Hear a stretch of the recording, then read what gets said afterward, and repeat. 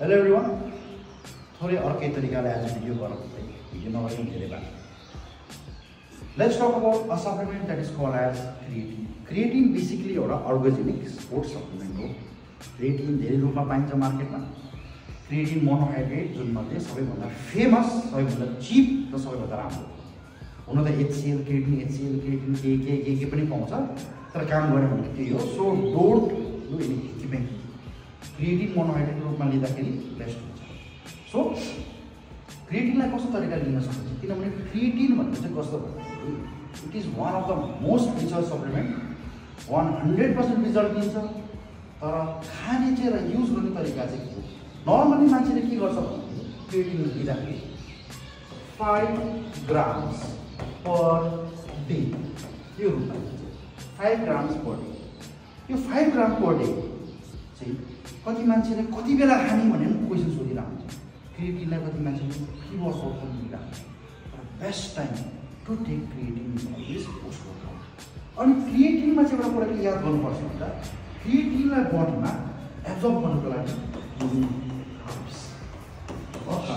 केही कार्बोहाइड्रेट खाने यो पछि मात्रै क्रिएटिन खाने so come back to topic धेरै मान्छेले चाहिँ यो प्रोसिजर फलो गरिरहेको छ right they take 5 grams per day.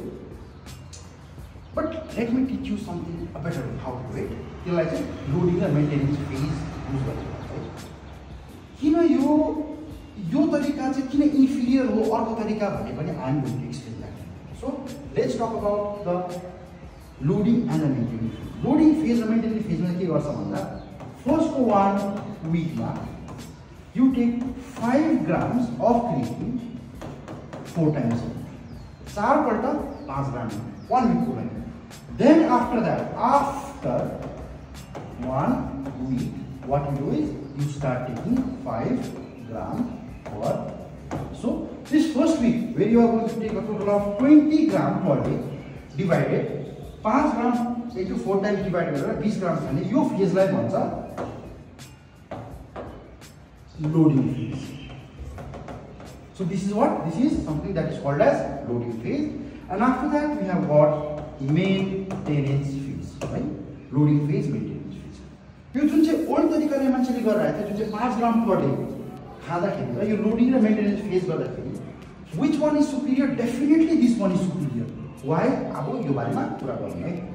So let's drop this entire thing लाई clear गरौँ. Now see, if this is the body, baseline of the body, यो तपाईको बडी हो.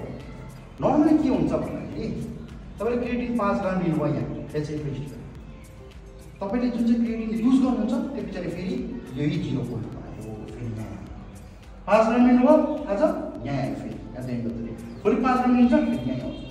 यो गर्दाखेरि के हुन्छ भन्दाखेरि सेल्समा क्रिएटिन स्याचुरेसन हुनु टाइम लाग्छ.